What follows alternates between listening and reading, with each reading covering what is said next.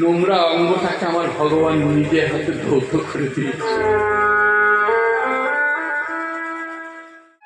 ছুটে দাঁড়িয়ে কিন্তু যখন দেহ থেকে প্রাণটা চলে গিয়েছিল তখন গৌর হরিকে বাধা দেবার তো আর কেউ ছিল না।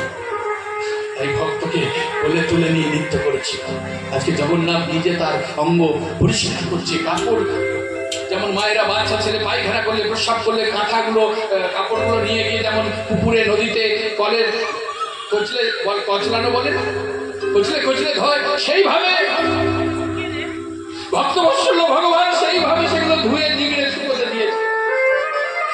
7 দিন পর যখন চৈতন্য ফিরেছে, যখন চেতন ফিরেছে, চেতন ফেরার পরে যখন নয়ন মেলে দেখছে সম্মুখে জগন্নাথ দাঁড়িয়ে, তুমি কেন করেছ?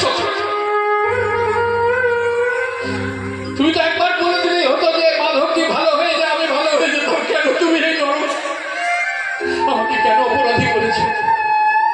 শান্ত শান্ত হ মাধব, শান্ত হ। তুই যা বলছিস সত্য। আমি যদি বলতাম মাধব ভালো হয়ে যাও, তুই ভালো হয়ে যেতিস, কারণ আমার কাছে অদেয় বলে কিছু নেই, আমি পারি না বলে কিছু নেই। কিন্তু আমি কেন তোকে ভালো করিনি জানিস? কেন?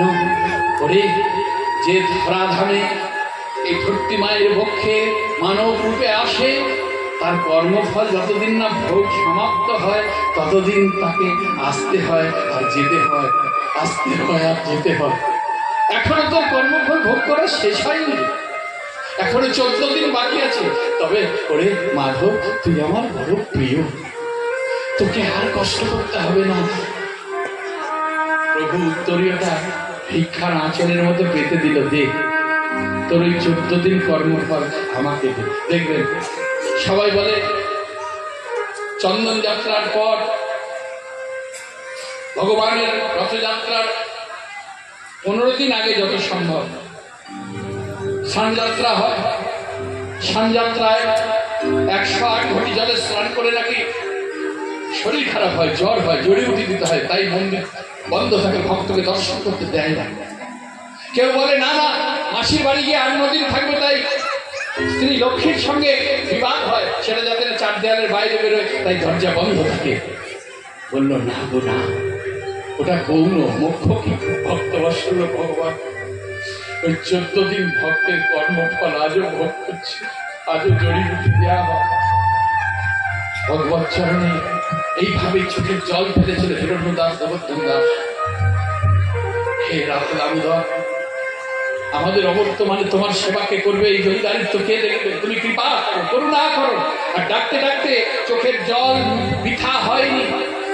গোবর্ধন দাসের স্ত্রী হয়েছে গর্ভাবতী, আর সেই গর্ভপূর্ণ হলো কতদিন পর? গর্ভপূর্ণ কতদিন পর হয়? 10 মাস 9 মাস 7 দিন, কিন্তু আমরা জেনে এসেছি 10 মাস 10 দিন। এখন আরো আগে হচ্ছে। আবার সচী মায়ের গর্ভে যখন আমার গৌর হয়েছিলেন 13 মাস। আবার সুখদেব গোস্বামী যখন মাতৃগর্ভে ছিল 18 বছর। তবে এগুলো আলাদা আলাদা দিক। জয় জয় শ্রী রাধে। তা যেখানে ছিলাম সেই গর্ভপূর্ণ হওয়ার পর এইবার একটা শুভ দিনে, শুভক্ষণে একটা ছোট্ট ফুটফুটে পুত্র সন্তানের জন্ম দিলেন গোবর্ধন দাসের স্ত্রী।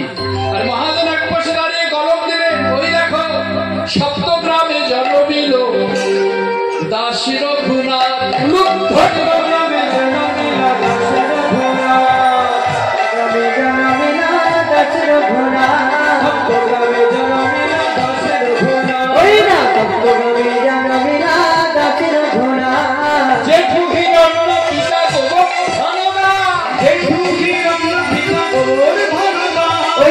রহি রত্ন পিতা গোবর